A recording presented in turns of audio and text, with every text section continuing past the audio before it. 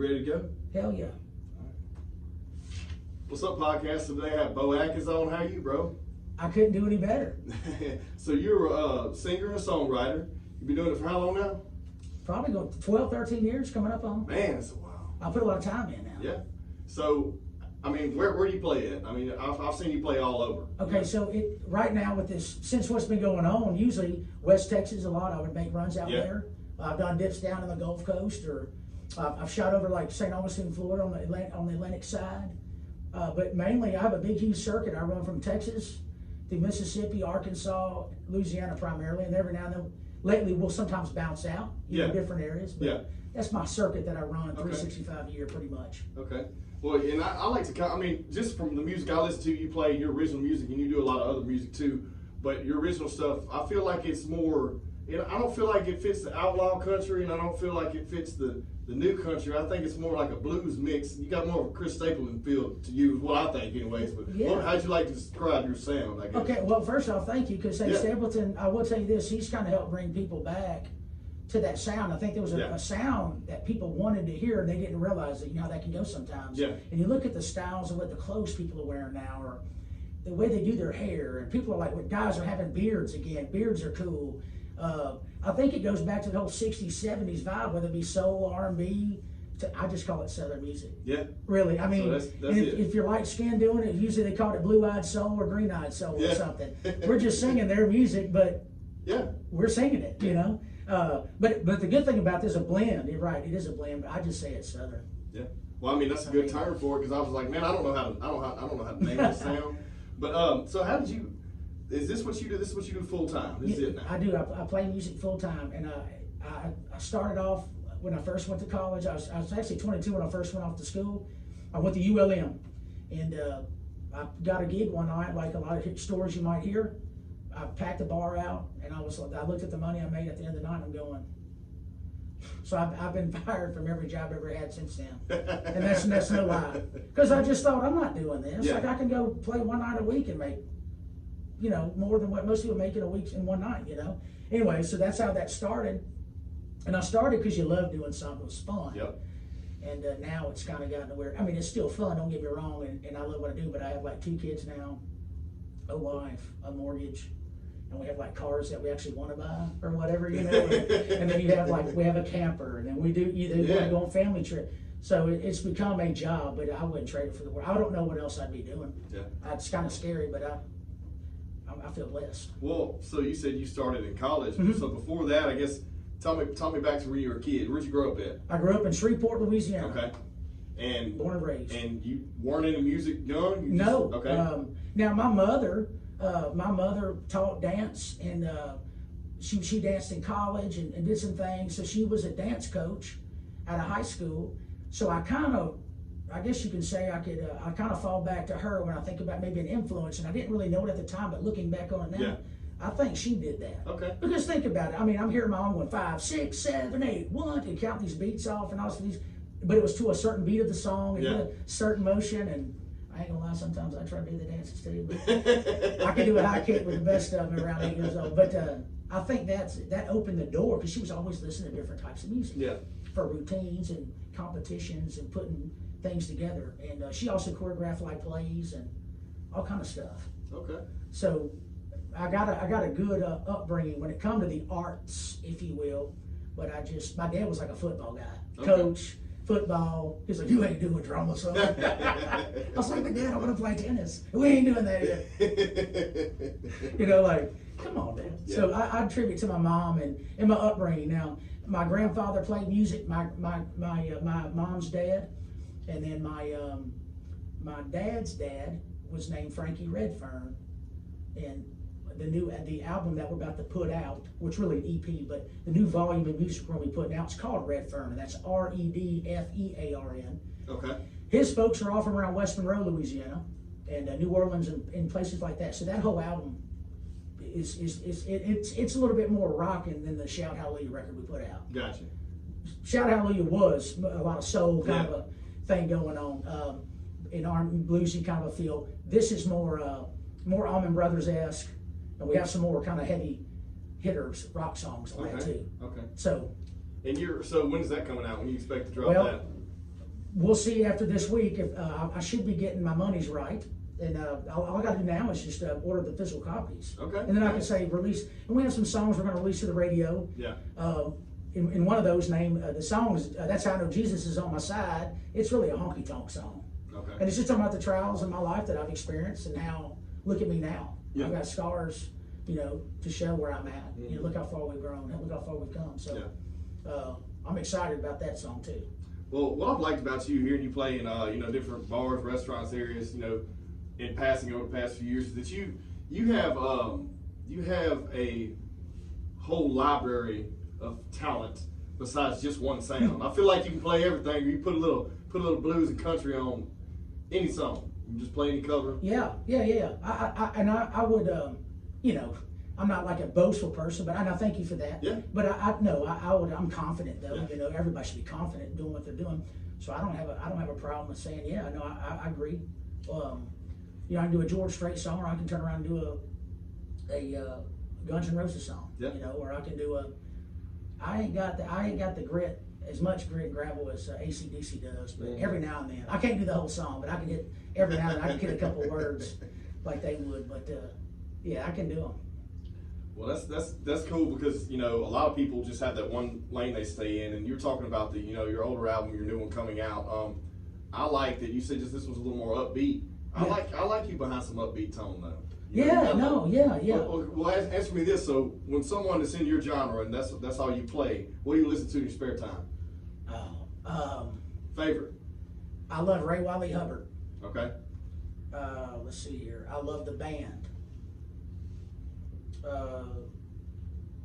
I tell you, there's some new guys out. Marcus King, fantastic. I've done a show with Blackberry Smoke.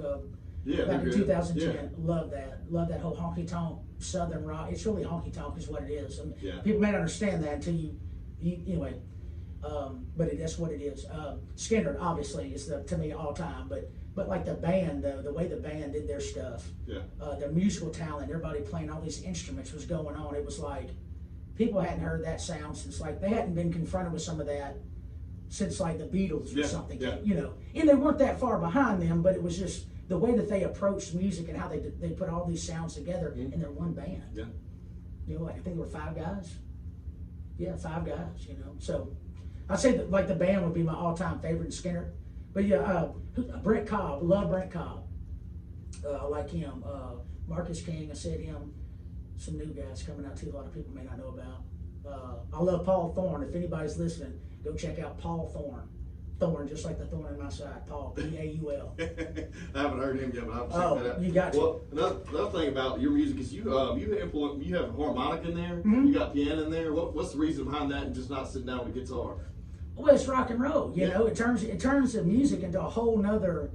If I were to go up there and play every song I ever had with just a guitar, it would probably be kind of more country or something. Yeah. Oh, he plays country music. Well, it's really not country at all. As far as what I think country music is, and everybody has their own opinion, but to me, that's not a country song. That's a daggone, it's like a Skinner song. If you stripped in the electric guitars and put a steel guitar in there or a fiddle, it's a country song. It's a honky tonk song.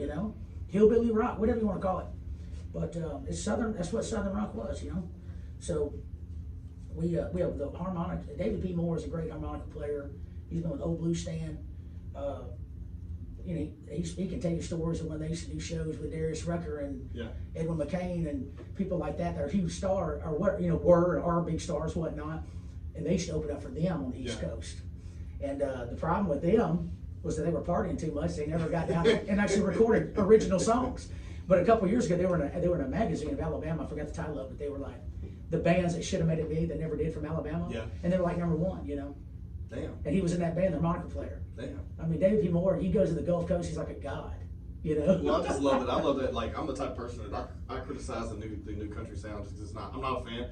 But I grew up on country music, and I love when it has some soul to it. So we're talking about, before we started the show a little bit, we're talking about the real country sound and the old rhinestone cowboy. Oh yeah. Together again. Yeah. That's the good. That's where. Are you kidding me? Look, there's a reason why. I mean, okay, let's think about it first. First, you had like gospel. Then you had in American music. Okay? Yeah. And then you had like this blues thing that come out. Yeah. and I forgot the guy's name who went around and recorded all the blues, all the black singers and stuff around the, a lot of the Southeast and stuff, recording these guys. And I actually met his son in Nashville a couple years ago. And didn't even realize who it was. God, it don't matter because I can't remember his name, so it's a dumb story. But anyways, we, it started with that. And then it went to, you had this kind of like, this Buddy Holly thing. Of course, like you have the Beatles that came out and all that stuff, but and that kind of brought this whole, and then kind of brought the British invasion type thing over, and then the Stones, and then this and all that. But really, you had, my point is that all those guys loved American music. Yeah.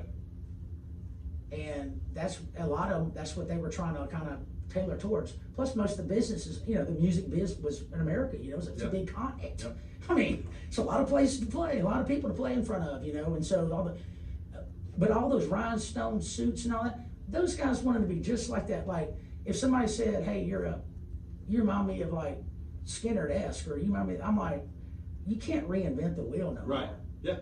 Thank you. Like, I'm trying to keep that goodwill going. Yeah. Like, I would love to have gutted out jeans and have a tailor for my clothes. Are you kidding me? Yeah, I want shiny shoes. Are you kidding me? Yes. I want to look like a dad. You walk out and you got to wear sunglasses when you see me because I'm so shiny. It was just stones and just rhinestones and glitter. Yeah. But I ain't got that. I ain't got to that level yet. So. Well, I just feel like everything in music, I feel like it's been done, and now we're trying to recreate it and put our own spin on it. No matter who you are, and finding those things and finding those niche markets for that, and then making it sound good. That's right. And like we're saying, we've said this. We've kind of come back to this a couple of times already. That style of music, everything is, I guess you call it retro or vintage or whatever. Yeah. Think about this. Sweet Home Alabama, let's take like a song like Sweet Home Alabama. Do you realize that song's like 50-something years old? I didn't know. So I mean, think about it. When it was 70s. Oh, yeah, it's been that long, yeah.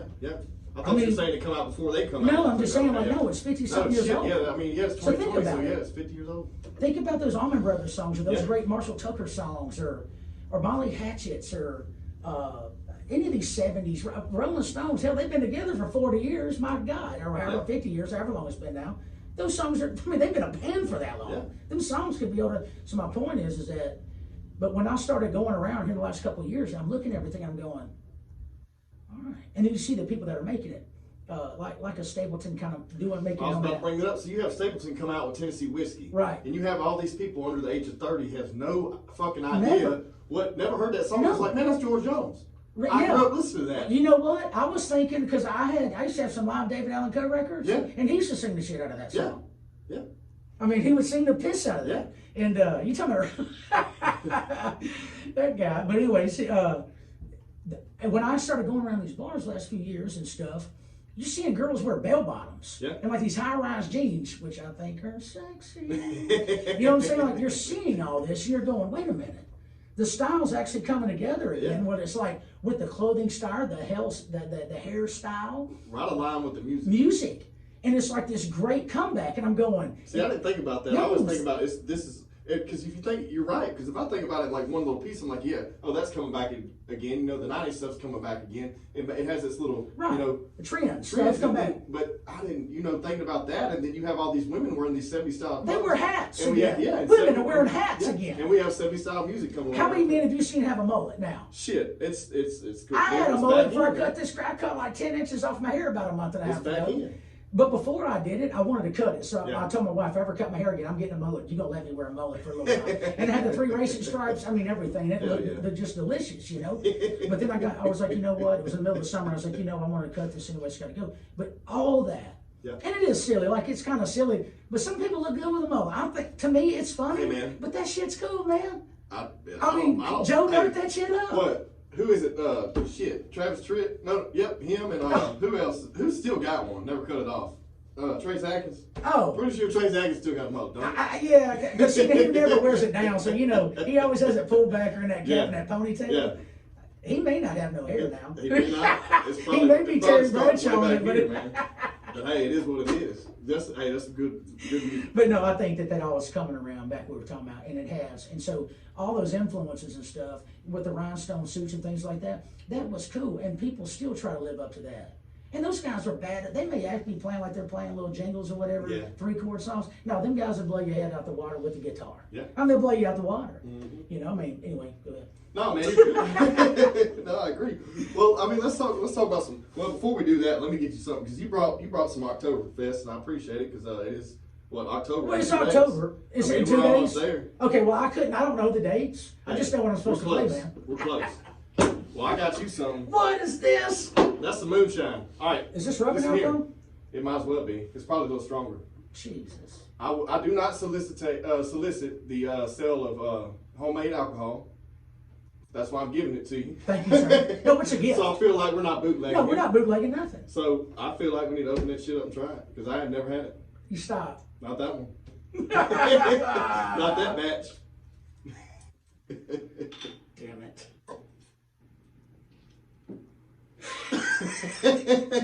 What's the brew of this? Just straight up mooches? No straight up. No apple pucker, no bullshit, no Jolly Ranchers in the bottom of it. Just good, clean shine. Just good, clean apple sauce. Oh man. Gotta put some hair on your chest here. I already feel the indigestion coming. Oh shit. I came here not on my own will. Yeah. I was forced to come here. That's your gift, sir. Oh well, thank you. And we may get it a couple more times. I don't know. It's some good shit. But I'm fine already. I feel like is that foggy? Am I blurring already? Yeah, I don't know. I mean, we'll make it work. Don't worry about it. Well, thank you. I appreciate that. Yeah, for sure. Oh, yeah, no, well, let's talk about some real life shit, man. So, of course, we went through this pandemic. We're all coming out of it. Okay, I feel like we've had our struggles. Everyone's going through some shit. But you as a musician, you haven't been able to play. You got all these musicians that are playing live via Zoom, and I know some venues are opening back up over the past few months where you guys can play and get out there. But that's hurt your pocketbook. It's got to. So, what do you do to fill that void? All right. So I have no pride. So but that's not a bad thing. Like I have standards, but pride and all that, I'm not worried about that. Yeah. I can make all the money in the world and still wear like shorts that I have with paint on them for my first house that I remodeled or whatever. Just getting out there and finding something that you can make money at and not being scared. And just, me, I work better when my back's against the wall. I'm that kind of guy. Yeah. I don't approve of my lifestyle all the time or my choices. I kind of could have done better than that. But, so for instance, this past week we've been setting up for this big old rummage sale we're having. So your boy Beau goes out and picks up trash off of people. Now listen to me, I have standards. I just said pride, I have standards. What I mean by that is I'm not going to go in some dumpster. I ain't dumpster diving, okay? We ain't going through and trying to find fresh boiled eggs or something that the grocery store threw away. No, we're talking about like things that people would want to buy. Yeah. Hell, it might be a guitar, speaking of music. It might be a soundboard. It might be some wires that goes to a soundboard. It might be some kids' shoes. It might be some rings. It might be some clothes. It may be diapers, a sack full of unused diapers. But what I do is, where I live, I know when the trash pickup is, so that night before, like if your trash picks up on Thursday, then you put your cans to the street on Wednesday. Yeah. I drive by in my truck. I look at it. If it's worth picking up or going through, I go through it. And I have no shame in that. Yeah. And some people get mad at me. You shouldn't, man. No, but some people get mad at me and they're like, I can't believe you sold me that rug. It's from the trash. I said, I do this. Yeah. Like, do you want to pay $150 at Lowe's or you want a $20 rug? Yeah, like my little rummage sale. You're not selling shit. This is good stuff. Right. You pick it up, someone threw it away, they should have took it to Goodwill or sold it themselves. Or something. I mean, I'll throw something. And also, though, I know, and I'm serious about it. I'm not being silly. It may be funny hearing me say this, but I also feel like that's my way of keeping the dumps cleaned out. I'm doing my part. There you go. Recycling, upcycling, or whatever. I mean, there's things in my house like dressers that I've picked up, and I'm like, Ashley, my wife's name's Ashley. I'm like, Ashley, girl, look at this. She's like, I can't believe you found that. That's gorgeous. I'm like, I know. Imagine what it would look like if we sanded down and painted it this color, or stained it in our house. It looks like $1 million. And nobody knows the difference. And it's free. There's a lot of stuff going on like that, like where people will reclaim furniture and then they'll sell it, and it don't matter where it comes from if it's still good shit, Wood's wood. Yeah. Now, sometimes you gotta be careful with the particle board stuff. Yeah. But if it's but I mean like wood. I mean, if it's a big old, I don't know what wood they use, probably oak or whatever they use off making furniture, but dadgum. So I do stuff like that. Also, I sell fireworks. Okay. I got into that. Me and my wife we got married, like I said, about 7, 8 years ago. I should know that. I just put my foot in my mouth. She heard it. But no, we sell fireworks. I've never bought fireworks in my life. Since I've been an adult, I don't think I've purchased any fireworks. When I was a kid, I remember going to a fireworks stand. But I sell them. Yeah. I sell Christmas trees every now and then. Like if I get in on that too, man. I do it. I'm just a whole seasonal guy. But it's fun. I enjoy it. I enjoy it. And really, if you think about it, selling Christmas trees, like things like that, and fireworks and rummage sales, garage sales, it's like the last true it's like the last just easy business transaction you can do. You don't need a loan for this stuff. Yeah. It's like, hey, how much you asking for that table? $100. Yeah. Will you take 75? Sure. Or I may go, I gotta have 85 for it. They don't know it comes out the trash. But I gotta act like it's worth. You see what I'm saying? I mean, yeah, but you know what it's worth. Right. Yeah, I mean, if it's worth that and you going to buy it somewhere, it's worth it. You know, they don't need to know where it comes from. But so you're a straight up hustler. Yeah. All about the flip game. I'm the same way. Why not? It's free. You know, I just recently moved out of my house and I sold everything I had because I'm downsizing, and I sold everything on Facebook and eBay, man. They're beautiful things. Some people this is good stuff. This is not, you know, but like people are sitting on $3,000 or $4,000 in their house. Wondering why they can't pay their bills. Of things they don't use. Exactly. Furniture, that they don't need. Dining table that they use once a year at Thanksgiving. Or they don't use that because they go to their mama's because their mama don't want to travel to their house. Yeah, exactly. Or whatever. People are always sitting on money. So yeah, I mean, if you're not scared of judgment, most people are. Right. They're like, I'm not going to put that on my social media because someone's going to think I'm broke. Well, shit, you probably are broke. That's why you're broke. Most people that act like they ain't broke are broke. The people that you think are trashy and they ain't, but they're poor, they're the ones that have got millions of dollars. Some of the most affluent people I know, you would not be able to tell by looking at them. Half of them may not have no teeth, but they got more money than you do. They just scared to go to the dentist. You're right. Or they dipped them away. I don't know, but anyway. Well, other than that, I mean, that's interesting to know because, I mean, I think a lot of people need to hear that. They need to realize that, man, that no matter who you are, and the fact that you can sit here and tell somebody that, you know, no shame in your game, you know? Right, and I find it, like, it's an honor, like, it's a privilege. I want to be able to tell, like, almost like a testimony or something. Yeah. I want to be able to tell people that. I want somebody one day, I love it when people go, how do y'all do all this? For me, no, it's not in vain. I don't think it's vanity or nothing. I find that I've accomplished something then. Yeah. Because it's kind of a weird way of the city going, man, you've done a great job, dude. I'm proud of you. They may go, how do y'all get all this? Mm-hmm.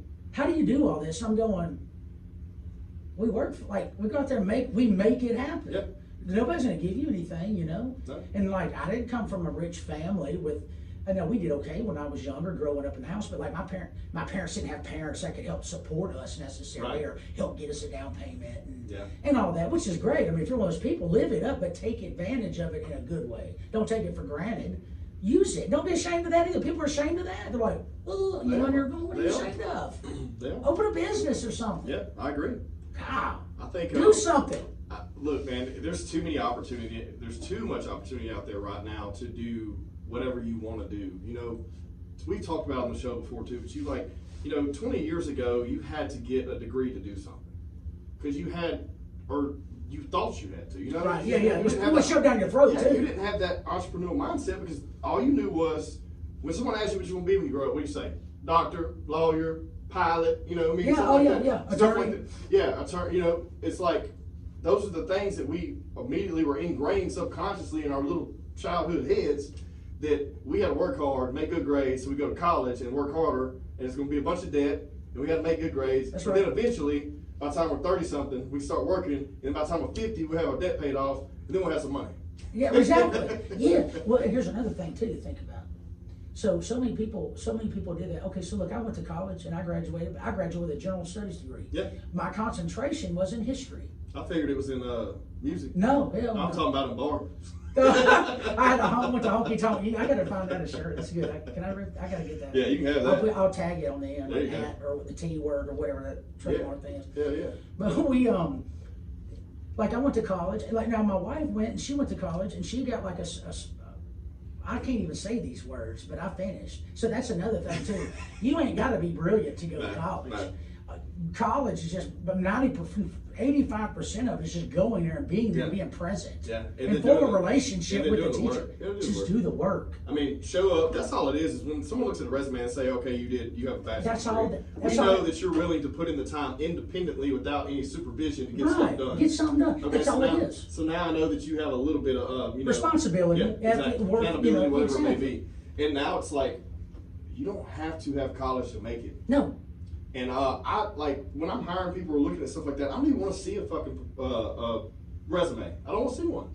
I'd rather sit down and talk to them, fill them out, check the work ethic out, and then we can go from there. Well, that's a good point, because I know some people that have been trying to get jobs lately, and they just want a one sheet. Yeah. You don't have to have your portfolio. No. I remember being a senior in high school, and they're trying to teach you how to do a portfolio. And even in high school, I'm going, I don't know nobody that's gotten hired to show up. Where am I going to go to? A McDonald's or wherever you go, or some nightclub and get a college job, and you're going to bring your portfolio? No, sir, you're not. They're going to look at you like, this guy ain't going to make it. And I like the one sheet thing. If you're saying, hey, you don't bring your resume, bring one bullet list of what you've done. And then I can, decipher through that, okay, well, this candidate may be good because they actually chopped up firewood and sold on the weekends when they were 16 years old. Or something, yeah. I want to see that shit. Exactly. I want to see that shit. People are like, don't put that shit on, it's not professional. I want to see that shit because I know your ass will work. Exactly. But I also want to see, okay, you also were able to grow up and go into whatever it may be, and you did this for a little while, it didn't work out. But like diversity and being able to do more than one thing, but not putting all the eggs in one basket, man. Well, I think too that if you look at the college thing, I think that I don't know how long it takes for things to like reset, if you will, in life. But I'd say like 20 years, like a generation, what's a generation? 10 years? Yeah. Okay. So I think let's say 20 years. Well, that's a decade. Decade. I went to college. But here's my point. Point is that for every 10 years, there's a new batch of people being born in that decade.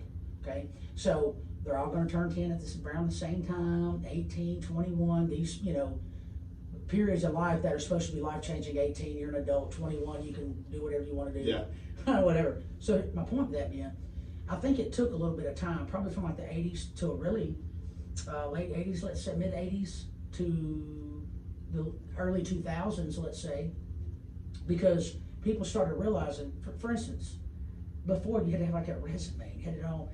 Then they had like classes and programs. I mean, that's ridiculous. You think about it. Like, people are selling you to try to teach you how to sell yourself. Yeah. Well, that should pump the brakes right there. You should be able to sell yourself by you, because you know you. Yeah.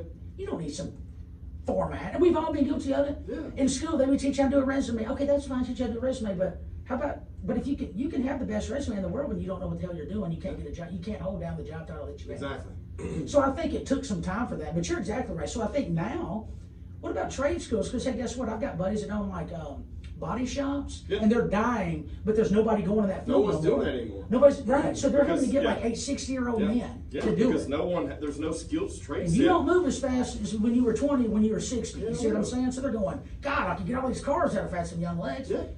I'm like, sure, I wish because they make good money. Yeah. But there's no trade anymore. No. So but I feel like we're coming back around to that. That's what I mean. So that's the whole thing. It's coming back around. I do think it's coming back around. I just think it took some time to reset for people and parents too, to instill in their kids, hey, wait a minute, let's go out there, go to college. We encourage you to go to college. Never ever tell your kids don't go to school or get an education. But right. I mean, push them. Do something. But if that's not what they want to do, and they have goals and aspirations, that's right. Let's highlight those. Mm-hmm.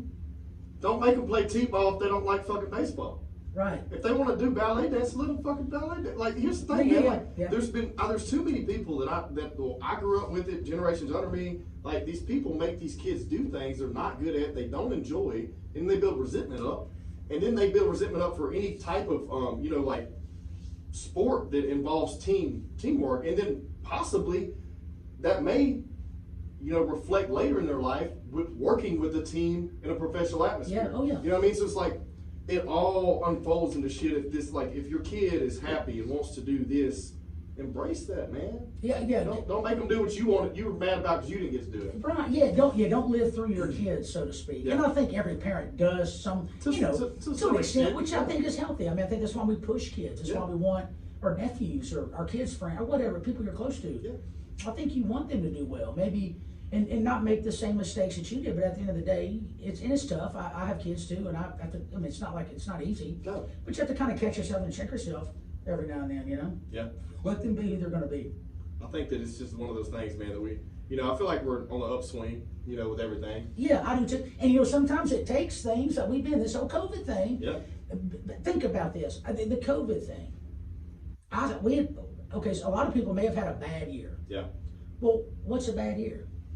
For some people, it could be this. Well, I got news. For you. I had a new record about to come out. Yeah. In January, March 5th. Thank God we didn't put it out. March 5th, I had my daughter was born. She's 6, a little bit over, about to be 7 months old now. The next morning, March the 6th, which was a Friday, a Friday, I went, sold a house, and bought a house in the same day. And I bought a house that was like 5 times the amount that was my last house. Okay? Because the first house I ever bought was like for 50 grand. Yeah. And it was a dud. We ripped everything. We don't have time. It should have been on HGTV. So, but my point is that we took that investment and we knew it was going to be hard and tough, but we were able to do all the work and we didn't go in debt to Lowe's one time. Now that I'm not even remodeling a house anymore, I got more debt on my Lowe's card now than when I needed all that stuff. Yeah. But my point is that so I had a child, next day sold and bought a house, back-to-back signed a deal, and then that Monday COVID hit. Well, then my father moves from West Texas and moves back into town, and we start going out to eat and doing things, and my wife had like a 4Runner that was like 2 years old. Mm-hmm.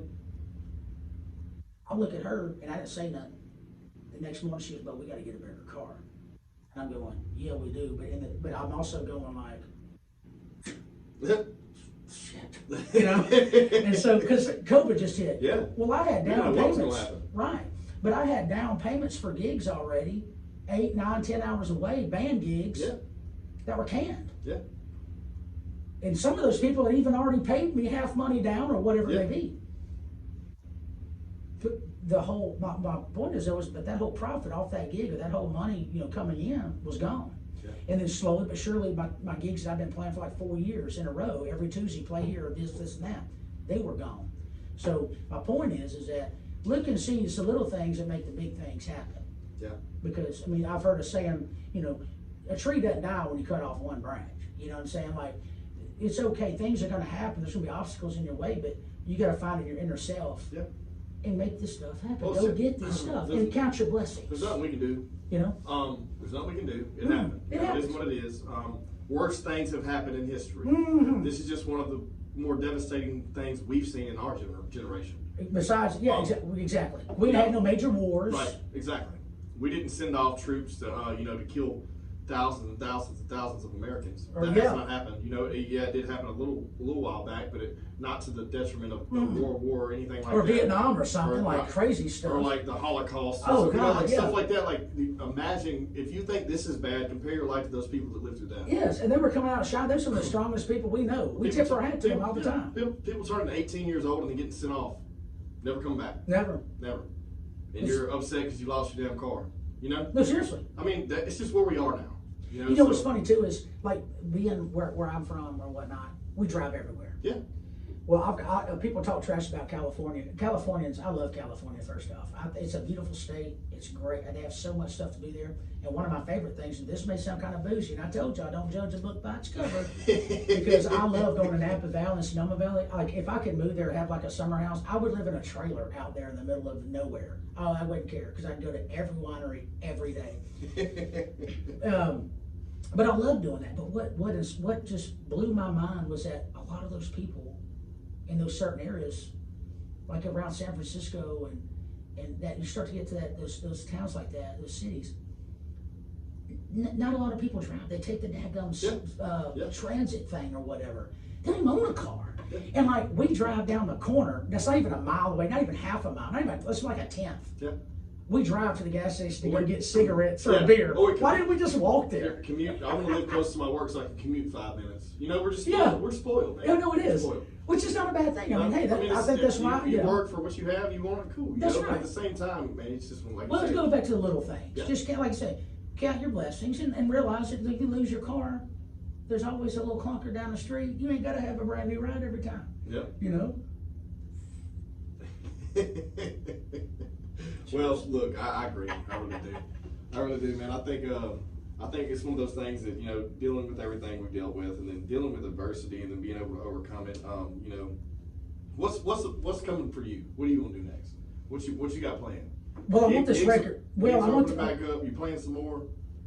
Pretty much all my weekends, and I'm still working on it, but pretty much every Friday and Saturday is booked up for the rest of the year. Yeah. Now, if anybody wants to fly me to Chicago or fly me to Delaware or whatever, I don't care, Maine, who cares? I'll go play there. Right.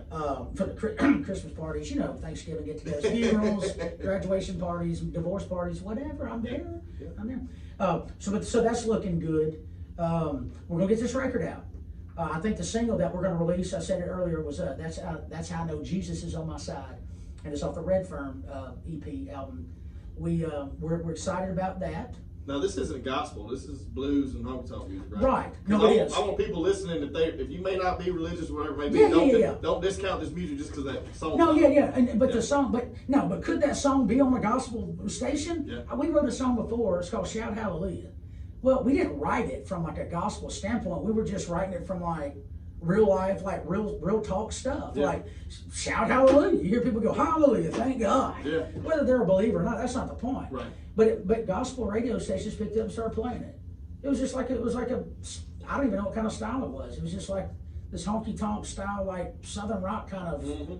Hell, it's got a funky groove to it. And I don't even know how to describe some of this music. I can't even describe.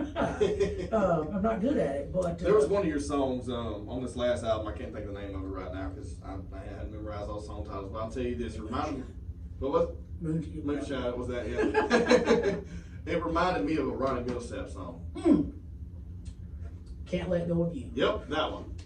When I heard that, I said, "That's Ronnie Millsap." If you don't know who Ronnie Millsap is, you need to Google that. Listen to some Ronnie Millsap, then you listen to some Beaux Atkins. See, it really that does. song right there, I was like, holy shit, this sounds like somebody I was listening to it, because this morning I was listening to it, and I said, man, I can't put my finger on it. I started thinking, I was like, I know who that is.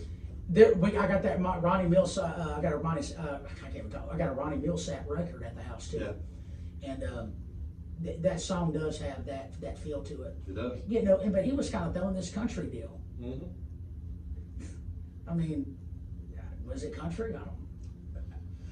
Yeah, I mean, that's where he fell in. But that's where he fell in, right. In. So, you know, I think that, but no, hey, thank you again. I'll take all the comparisons. If you think it sounds like that, heck yeah. I mean, it don't sound like it is reminding. No, but it's got the same feel. I know exactly what you're saying.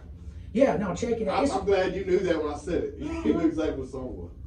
And that song, so that song, I'll tell you who that was written by. I didn't actually write, I didn't have any hand in writing that song. I was in the studio and I needed another song.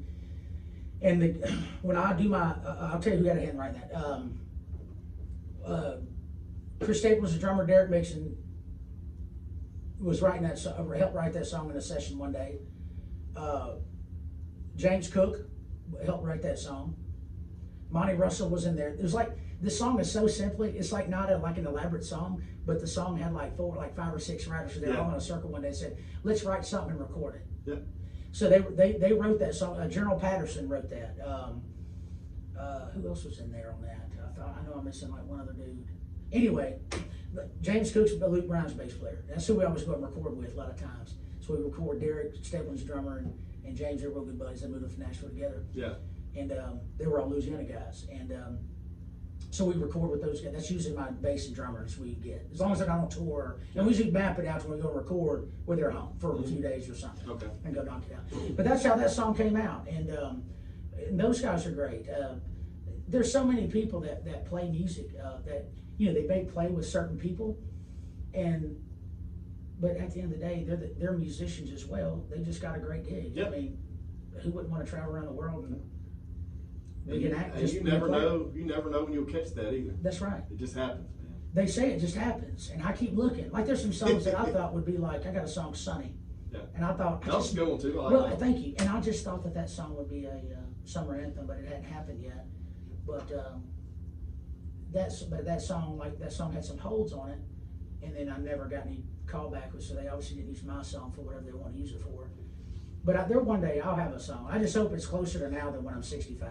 Yeah, I like it. You know? Yes, you can enjoy going to play. Yeah, like, and it's not a big hassle. Yeah, it's not a big hassle. I like that, you know, a lot of people think the songs they think are going to do great flop. Mm-hmm. The ones that they're not emotionally attached to are the ones seem to do great. So you never know, man. It's just how the universe spins, you know. You never know. There's a song on my last record, I Saw the Light. Yeah. I love that, but that's my style. Like that's that Billy Joe Shaver. I like Billy Joe Shaver too. That's that kind of that kick him in the teeth, honky tonk kind of stuff going on. What? Nobody downloads that song. Nobody listens because you can listen to it. Like they'll show you who's iTunes in it or Apple, whatever the crap. I don't even have iTunes, and that's about my record. Spotify. Spotify. You'll see it. That song's not. It's always like barely played. Yeah. And they play all these other songs. Mm-hmm. Play that song. That's a great song. I Saw the Light. And that's what style is that one? That's all. It's straight up honky tonk. That's like a Skinner-esque. Okay. It's that what do you call it? Shuffle. It's a shuffle. Okay. Like down, or it's kind of like that. You know, it's a. Okay. It's a kind of like a give me 3 steps. Or, you know, that kind of stuff. Gotcha. But anyway. Well, look, man, we got a late start. My fault, not yours. I'm happy to be here. I'm about to wrap up in a second, but I want to know, first off, let's tell everyone how they can find you. Okay. You're on Facebook. Facebook, Beaux Atkins Music. All right. You're on Instagram. Instagram, Beaux_Atkins_music. Okay. And website. BeauxAtkins.com. Now spell it for them. BEAUX. A-T as in toy. KINS. .com. .com. You get your music there. You can. YouTube it. I got a new that Come Out and Howl With Me. It's my one of the rock songs we did on that. And man, Led Zeppelin could have cut that. That sounds good. And it's a true story about me and Monty in Memphis one night. But that song it's kind of based off like a Howlin' Wolf type thought. Yeah. And P-Mo's doing some sick harmonica in there. God, Zeppelin could have cut I'm ready this. to hear that one. I just like it's on YouTube. Come out and howl. I'm gonna check it out. Well, look, before we end, I want to say thank you again for coming on, bro. I appreciate it. Now, any final thoughts for anybody? You got any inspiration? Real talk, some positive message before we close this thing out? Sure. Always keep your head up. Always be looking up to the sky. You know, don't get down.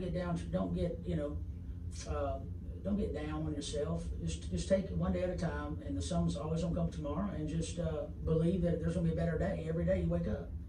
And as long as you're working, just get to work. Don't be scared.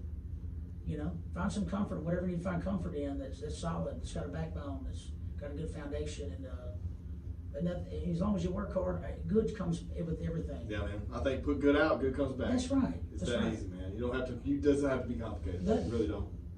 That's it. Well, look, man. I appreciate you coming on, man. Love you. All right, bro. Thanks, everyone. Everyone, please subscribe to the podcast.